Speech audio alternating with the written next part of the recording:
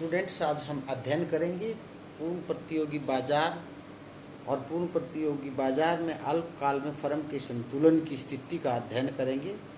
Firm के संतुलन की स्थिति उस स्थिति को कहते हैं जिसके अंदर फर्म कितना उत्पादन करेगी इस बात का पता लग जाए। तो फर्म के उत्पादन का पता लगाने के लिए हमारे पास दो प्रकार के तरीके हैं कि दी हुई कीमत के ऊपर फर्म कितना उत्पादन करेगी। इसके लिए एक total revenue total cost approach है और दूसरी marginal revenue marginal cost approach है। तो marginal revenue marginal cost approach को हम बाद में देखेंगे, पहले हम total revenue total cost approach को देखते हैं। तो total revenue total cost approach का मतलब है कि फर्म संतुलन में कब होगी, जब फर्म अधिकतम उत्पादन कमा रही हो, अधिकतम लाभ कमा रही होती है। तो ऐसी स्थिति में टोटल रेवेन्यू और टोटल कॉस्ट का जो डिफरेंस है that is the maximum difference है, तो फर्म के संतुलन की स्थिति होती है। तो इसको हम दिखाने के लिए हमारे पास ये छोटा सा कॉन्सेप्ट है, ये दिखा देते हैं कि टोटल रेवेन्यू और टोटल कॉस्ट का डिफरेंस है, उसको हम कैसे दिखा सकते हैं। ये देखना कि ये हमारा फर्म का टोटल रेवेन्यू है, ये सीधी लाइन है। इसका मतलब है कि फर्म का प्राइस है वो फिक्स्ड है और फिक्स्ड प्राइस है तो हर अतिरिक्त इकाई है वो समान कीमत पर बिक रही है। तो ये 45 डिग्री पर बढ़ती हुई एक लाइन होगी। और ये टोटल कॉस्ट है वो अल्पकाल में ऐसे होता है, इस प्रकार का टोटल कॉस्ट। और इसके अंदर ये दो पॉइंट हैं, इसका ये आकार उत्पादन के जो नियम है अल्पकाल में लॉ ऑफ वेरिएबल प्रोपोर्शन, उसकी वजह से पहले जो मार्जिन सीमांत उत्पादकता बढ़ती जाती है, फिर उसके बाद वो घटती जाती है और फिर जीरो हो जाती है। तो इसका जो फर्म है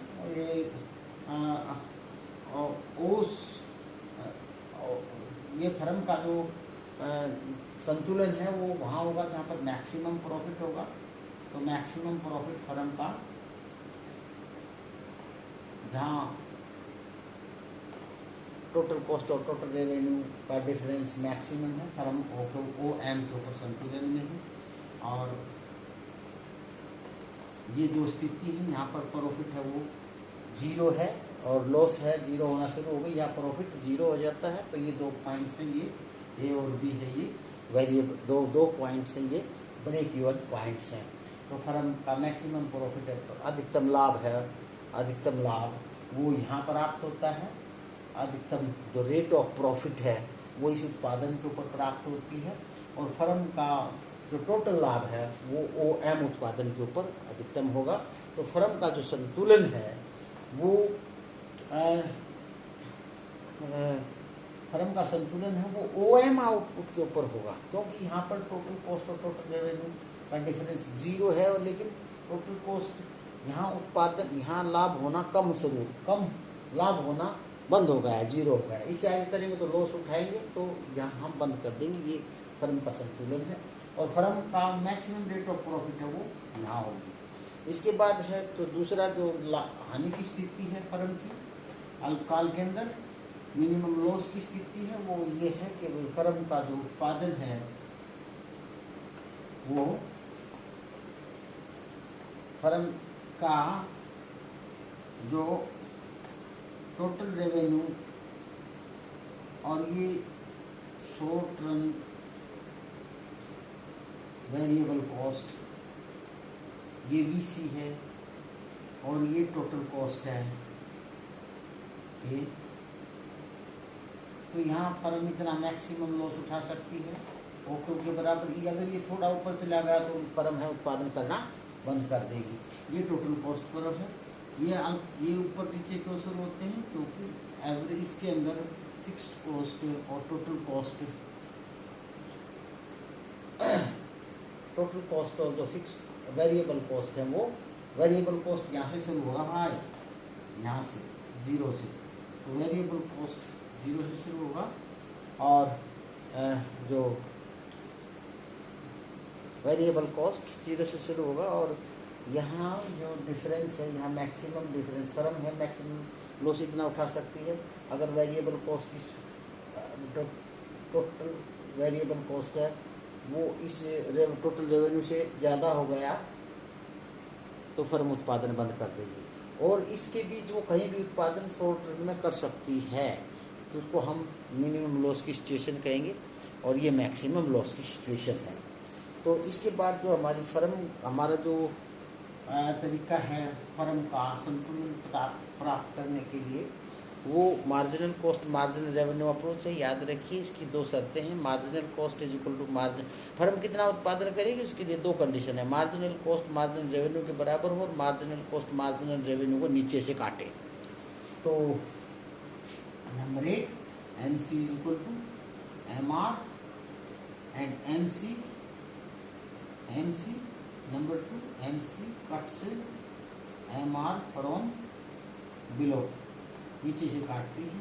तो इसको इसके लिए कोई फर्म का संतुलन है वो इंडस्ट्री के द्वारा प्राइस दिया हुआ है, ये इंडस्ट्री का डिमांड करो है और ये इंडस्ट्री का सप्लाई करो है, और ये संतुलन बिंदु है OP प्राइस है, और ये प्राइस फर्म के लिए दिया हुआ है, इसको हम AR इक्वल टू MR कहेंगे। तो हमें इस बात का पता लगाना है कि इस प्राइस के ऊपर फर्म कितना उत्पादन करेगी, इसका उत्पादन का पता लगाने के लिए हम फर्म के मार्जिनल कॉस्ट की बात करेंगे। तो मार्जिनल कॉस्ट है वो नहीं होता है मार्जिनल कॉस्ट इसको नीचे से काट रही है और दो जगह से। तो ये दो बिंदु हैं OQ और OQ1 और OQ, इसके ऊपर क्या है कि इस बिंदु के ऊपर फर्म को लॉस होना बंद हो गया है और इसके ऊपर फर्म को प्रॉफिट होना बंद हो गया है। तो फर्म है इस बिंदु, ये दो बिंदु हैं, इनको हम ब्रेक इवन पॉइंट कहते हैं। इन पॉइंट को फर्म का संतुलन का बिंदु ये है, क्योंकि यहाँ पर ये जो प्रॉफिट है ये फर्म कमा चुकी है, और इससे आगे फर्म उत्पादन करेगी तो फर्म सर्टेनली लॉस उठाएगी। तो इसको हम कहेंगे फर्म का संतुलन का स्थिति। और आगे जो सवाल खड़ा होता है वो है कि फर्म की संतुलन की स्थिति में फर्म की लाभ हानि की स्थिति क्या होती है, कि कई फर्में इस संतुलन की स्थिति में लाभ कमा रही होती हैं, कुछ फर्में लॉस उठा रही होती हैं, और कुछ फर्में सुपर नॉर्मल प्रॉफिट कमा रही होती है। नॉर्मल प्रॉफिट वो सिचुएशन है जिसके अंदर फर्म के मार्जिनल कॉस्ट और मार्जिनल रेवेन्यू एक दूसरे के, मार्जिनल कॉस्ट और एवरेज नहीं, फर्म नॉर्मल प्रॉफिट वो सिचुएशन है जिसमें एवरेज कॉस्ट और एवरेज रेवेन्यू एक दूसरे के बराबर हो जाते हैं। तो और एवरेज, एक बात मैं क्लियर करना चाहता हूँ कि जो नॉर्मल प्रॉफिट है that is the remuneration paid to the fourth factor, यानी कि जो मैनेजमेंट है उसकी लागत है, यानी कि वो काम करेगी तो उसकी लागत है वो कॉस्ट में शामिल होगी, उसको हम उसके जो प्राइस है उसका नाम हम नॉर्मल प्रॉफिट है, उसकी मजदूरी का नाम नॉर्मल प्रॉफिट है। तो इस प्रकार हम ये कह सकते हैं कि उत्पादन के चारों साधनों को उनकी प्राइस मिल गई है और वो एवरेज कॉस्ट है, और वो एवरेज कॉस्ट अगर एवरेज रेवेन्यू के बराबर है तो हम ये कहेंगे कि नॉर्मल प्रॉफिट की सिचुएशन है। और जब एवरेज रेवेन्यू एवरेज कॉस्ट से ज़्यादा हो या एवरेज कॉस्ट एवरेज रेवेन्यू से कम है तो सुपर नॉर्मल प्रॉफिट की सिचुएशन होती है, और एवरेज रेवेन्यू एवरेज कॉस्ट के बराबर है, एवरेज कॉस्ट से ऊपर है, एवरेज कॉस्ट एवरेज रेवेन्यू से ऊपर है तो उसको हम लॉस की सिचुएशन कहते हैं। इनको हम बारी बारी से आपको समझा सकते हैं। जैसे सुपर नॉर्मल प्रॉफिट की सिचुएशन, सुपर नॉर्मल प्रॉफिट जो है वो इस प्रकार समझाया जा सकता है कि ये फर्म द्वारा दिया हुआ प्राइस है और इस प्राइस के ऊपर ये AR और MR इसको हम लिख सकते हैं, और ये फर्म की का एवरेज कॉस्ट कर्व है, ये एवरेज SAC लिख दिया हमने इसको, और ये उसका एवरेज वेरिएबल कॉस्ट है ABC, और ये उसका मार्जिनल कॉस्ट है। मार्जिनल कॉस्ट ध्यान रखें कि मार्जिनल कॉस्ट उसको मिनिमम पॉइंट से काटता है, तो उसका संतुलन कहाँ होगा, जब marginal MC is equal to MR and MC cuts MR from below. तो ये संतुलन का बिंदु है, और इस बिंदु के ऊपर फर्म O को आउटपुट करेगी और वो की प्राइस होगा। तो और इसके ऊपर फर्म का जो एवरेज कॉस्ट है वो क्यू सी के बराबर है और प्राइस है वो क्यू ई के बराबर है, और इस प्रति इकाई जो प्रॉफिट है वो सी ई के बराबर है, और टोटल जो एरिया है ये सुपर नॉर्मल, इसको हम सुपर नॉर्मल प्रॉफिट कहेंगे, क्योंकि नॉर्मल से ज़्यादा सुपर नॉर्मल। सुपर नॉर्मल का मतलब क्या है? सुपर का मतलब है ज़्यादा, सुपर नॉर्मल का मतलब नॉर्मल से ज़्यादा प्रॉफिट। नॉर्मल प्रॉफिट कब होता है? जब एवरेज कॉस्ट एवरेज रेवेन्यू के बराबर हो।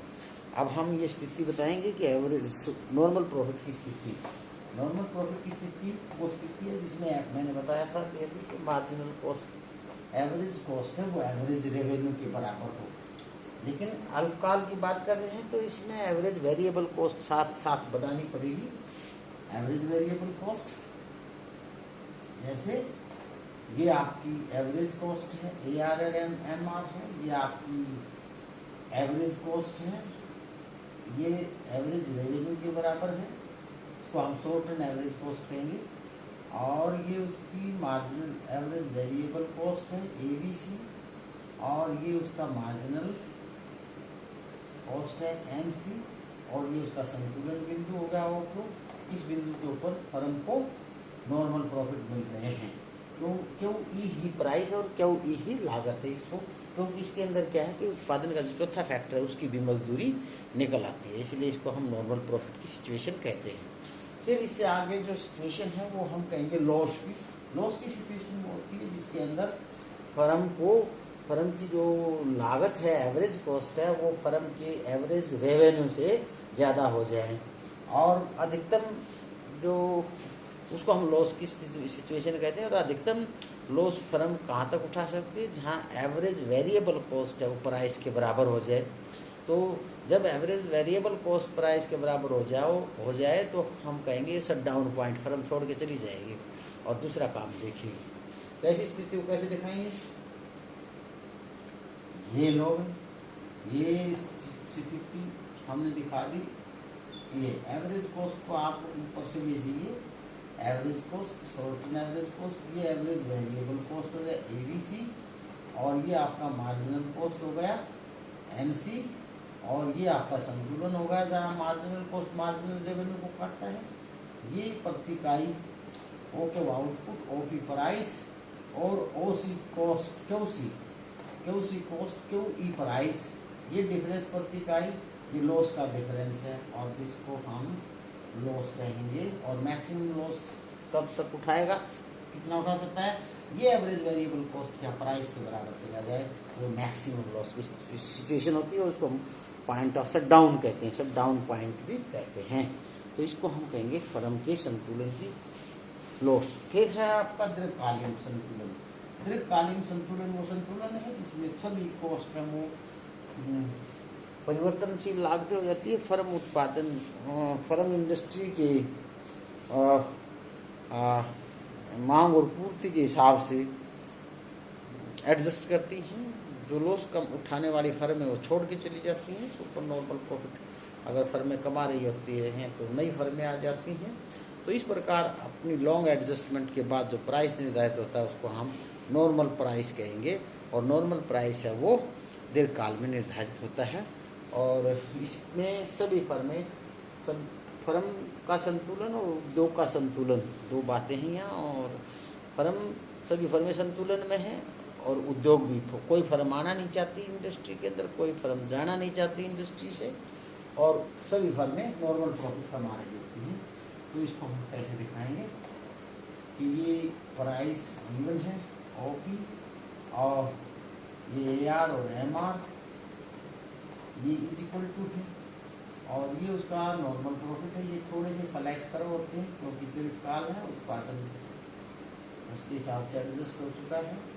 ये आपका मार्जिनल कॉस्ट कर्व है, और ये नॉर्मल कॉस्ट की नॉर्मल प्राइस। ये दीर्घकालीन संतुलन है फर्म का ई बिंदु के ऊपर। यहाँ पर अगर हम ये दीर्घकालीन बिंदु है, और इस समय जो अल्पकाल में जो संतुलन है वो ये होगा। इसको हम ऐसे दिखा सकते हैं, ये अल्पकालीन भी हो सकता है, SMC LSEC। हाँ, तो ये इसको हम कंफ्यूजन ना दिखा के सिर्फ आप ये दो डायग्राम दिखाइए, AC और NC। तो इसको हम कहेंगे दीर्घकालीन संतुलन फर्म का। Thank you.